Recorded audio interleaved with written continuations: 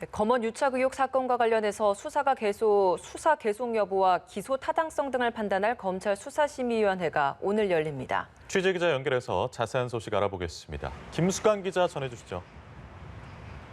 네, 오늘 오후 2시부터 이곳 대검찰청에서 검언 유착 의혹 사건에 대한 수사심의위가 열립니다.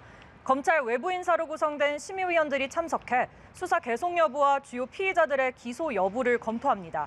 오늘 수사심의위에는 검언 유착 의혹의 피해자라고 주장하는 이철 전 밸류인베스트 코리아 대표 측과 피의자인 이동재 전 채널A 기자, 한동훈 검사장도 직접 참석할 예정입니다. 서울중앙지검 수사팀은 이동재 전 기자가 유시민 노무현재단 이사장의 비리 의혹을 캐내기 위해 수감 중인 이철 전 대표에게 편지를 보내 협박했고 한 검사장 역시 관여했다고 보고 있습니다. 반면 이 전 기자와 한 검사장 측은 공모 관계를 전면 부인하고 있습니다. 앞서 이 전 기자 측이 공개한 이른바 부산 녹취록이 다시 한번 쟁점으로 떠오를 전망입니다. 이 전 기자가 지난 2월 부산 출장 당시 부산 고검에 있는 한 검사장을 찾아 나눈 대화인데 현재 같은 녹취록을 두고 다른 해석이 나오고 있는 상황입니다. 녹취록에는 이 전 기자가 이철 전 대표와 유시민 이사장을 취재하고 있다고 말하자 한 검사장이 해볼 만하다고 대답한 대목이 나오는데요. 이 같은 대목이 공모 관계를 뒷받침한다는 의견과 이미 언론에 제기된 의혹에 대한 취재인 만큼 단순 호응과 덕담 수준이라는 의견이 충돌하고 있습니다. 다만 이 녹취록은 이미 전면 공개된 만큼 수사팀이 새로운 증거를 꺼내들 수도 있어 관심이 모입니다. 네, 수사심의위의 진행 방식도 궁금한데요. 오늘 오후 2시에 시작된 이후에 어떻게 진행이 되는 겁니까? 수사팀과 사건 관계인들은 먼저 30페이지 이내의 의견서를 수사심의위에 제출합니다.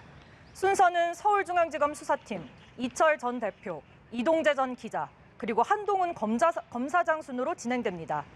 순서대로 각 25분씩 의견을 개진하고 15분간 심의위원들이 질의에 답하는 방식입니다.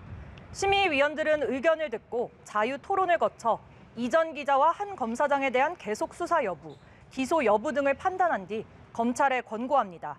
다만 수사심의위의 결론은 권고적 효력만 있어 수사팀이 반드시 따를 필요는 없습니다. 네, 결국에는 오늘 어떤 결과가 나올지에 최대 관심이 쏠리는데 결과는 언제쯤 나올 걸로 예상이 되고 있습니까? 검찰 내부에서조차 의견이 크게 엇갈리는 사안이라 의원들도 의견 일치를 보이기는 힘들 것으로 예상되는데요. 과반수 찬성 표결을 통해 의결을 이룰 것으로 보입니다. 이 표결 절차는 일단 오후 6시부터 시작하는 것으로 예정돼 있는데 토론 과정이 길어질 수도 있습니다. 특히 서울중앙지검 수사팀과 의견이 엇갈렸던 대검 형사부 역시 수사심의위에 의견서를 제출한 것으로 알려졌는데요. 대검 형사부는 수사팀과 달리 이 전 기자에게 강요미수 혐의를 적용하기 어렵다는 입장을 유지해왔기 때문에 이 같은 의견이 담겼을 것으로 보입니다.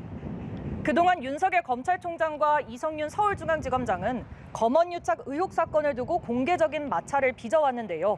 추미애 법무부 장관의 수사지휘권 발동까지 불렀던 사안인 만큼 이번 수사심의 결과가 수사의 분수령이 될 전망입니다. 지금까지 대검찰청에서 연합뉴스TV 김수강입니다.